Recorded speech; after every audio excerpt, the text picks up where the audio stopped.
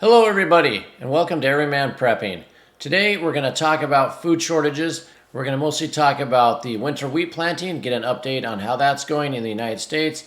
And once again, the bird flu is back, devastating both here in the United States and across the pond in the UK. So starting off, we see here that winter wheat crop is in poor shape amid drought. Now I've talked about this before when they started planting, did the video about their planting in the dirt and hoping for rain. And this is especially in Kansas, where it's the biggest state, the state that produces the biggest wheat crop for the winter wheat for the United States. So let's dig into this really quick. And I'm going to post all these articles with links down below in the description so you can read the full articles. I just want to give you a brief summary, and then you can dive in deeper. It says only 28% of the U.S. winter wheat crop is in good or excellent condition. That compares to about 45% last year. So not really half, but almost half as much as last year in the excellent category. The problem is the amount that's in the poor category, which is most of it. 3/4 of the winter wheat land is in drought. And it says, including here, this is a great stat here. 9 out of every 10 acres, so 90% of the acres in Kansas, the top wheat producing state, is in a drought. So if your largest state that produces the most wheat and 90% of it is in drought and probably poor condition, not looking good. And then it says to go on here that the 28% or 22% of the wheat is in good condition in Kansas, and the rest of it is below that. So this is going to have a big impact on the 2023 season of what we can harvest to produce food. So just keep that in mind as you're stocking yourself, what you want to stock. Like I just recently myself, and I made a video I'll be posting soon about long-term food storage, and I need some wheat berries. So, wheat getting short, so I decided to stack some wheat berries. Moving on here, we have good news. So it's not all bad news. This is good news. We all, after the attack, the drone attack on Russia in the Black Sea, they backed out of the Black Sea grain deal. Wheat futures skyrocketed. Well, today we see that the wheat is plummeting. The futures are plummeting because Russia rejoins the Black Sea Agreement, saying that they got written agreements supposedly that as long as Ukraine doesn't attack the humanitarian corridor, that they will stay in the agreement. Now, they didn't say they're going to stay in it past mid-November, which is when it expires. So we'll see what happens at that point. It might just be a short-term thing. We'll see. And it says, really quick here, that, the wheat is down 57 cents, 47 cents, and the Minneapolis one is 40 cents. So the futures are going down. And what I have highlighted here is what I said, that they got written, guarantees, I don't know what that means, from Ukraine, that they're not going to attack the humanitarian corridor, which is great. Putin doesn't want to be out there saying, I don't want food to get to those underdeveloped countries, the poorer countries, but there's something you need to know about where this grain is going. It's being sold. The whole world is like, got to let the grain through. I can't believe Russia's doing this. Those poor countries in Africa and the Middle East, they need this wheat to survive on, and they're just punishing those people. But let's look at what the numbers came out, and what I found is that most of the wheat in the last 3 months that has left Ukraine has gone to Spain, Turkey. I got my notes here: Spain, Turkey, Italy, China. China's on this list, so imagine that, and Netherlands. So out of that list, who are basic allies of Russia that might need this wheat, and the reason why they're turning it back on or rejoining it? You have China, and a NATO member, Turkey, which I've talked a lot about before, is not really a NATO ally. They're in NATO, but not really an ally. They're more an ally of Russia. They're looking to join BRICS and all that, and get on their currency and trade in rubles and not use the dollar. So you have Turkey and China as 2 of the 5 countries that are getting most of this wheat.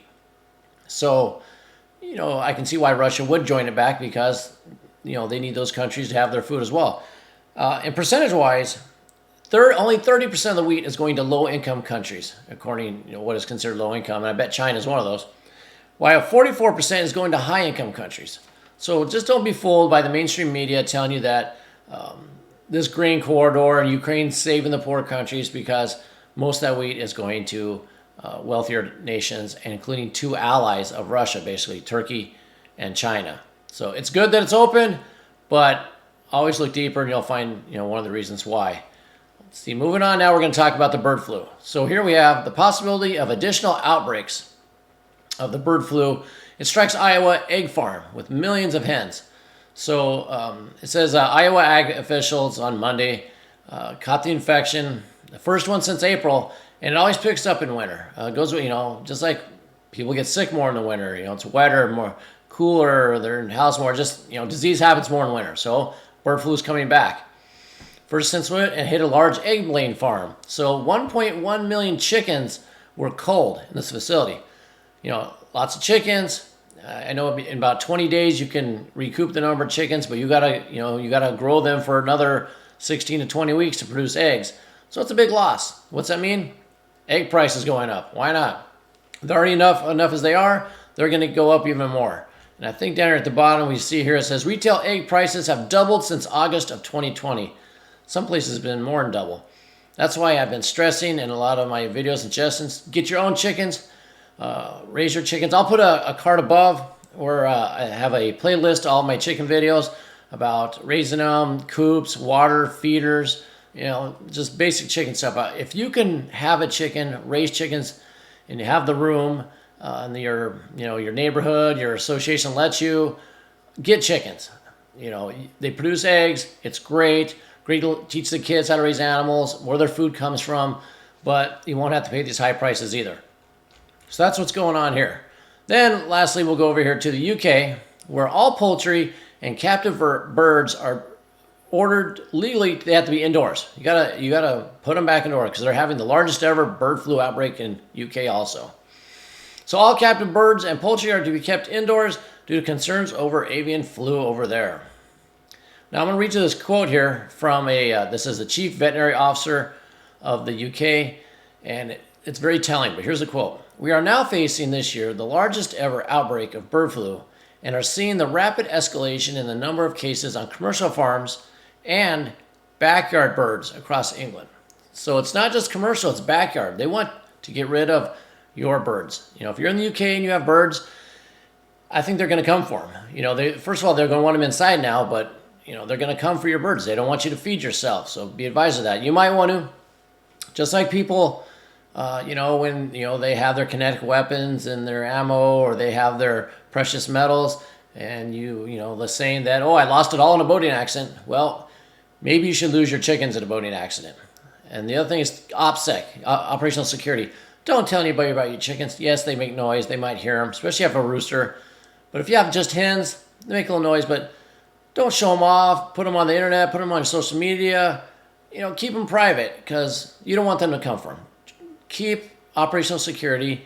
Don't tell people about your chickens. Don't register them. Don't claim to the government. Keep them, by the way, this is all opinion, not a legal person here. Just, that's what I do. Keep them to yourself. We're going to, it's coming to the part where the government's going to come for anybody raising their own food, whether it be chickens, cows, sheep, goats, whatever. They want you to rely on big daddy government and not yourself. So be as reliant as you can. Through these two things, we see wheat prices going to go up. Even though the grain deal went through, because that's how, the wheat futures skyrocketed on Russia getting out of the deal. Russia's back in, wheat prices plummet. It's a very fragile system we're in. Get wheat now. Get flour now. You can store flour. You can store wheat. Wheat berries store a lot longer if you have a mill. And egg production. Get eggs now. If you can, you can. There's all kinds of ways to store eggs. You look on the YouTube. There's the water glassing method and all kinds of different. You can freeze some of the yolks and all that. But the best method is to have a chicken that'll always shoot out eggs every day or so. That's the best method. So, if you have suggestions, leave them in the comments below. Both for chickens and raising them, for wheat, storing the wheat, where you get it, other things you're working on. But we had a little bit of good news here with the Russian opening of the quarter, although it's going to mostly rich nations, and the bad news of the Kansas, 90% of the wheat is basically, planted in dirt. So we'll see how that's going to really impact 2023. And grains are used in almost every food product, base food products, grains and corn, probably 80% of the mass-produced products that we use. So act accordingly. And until next time, keep your ear to the ground and head on a swivel.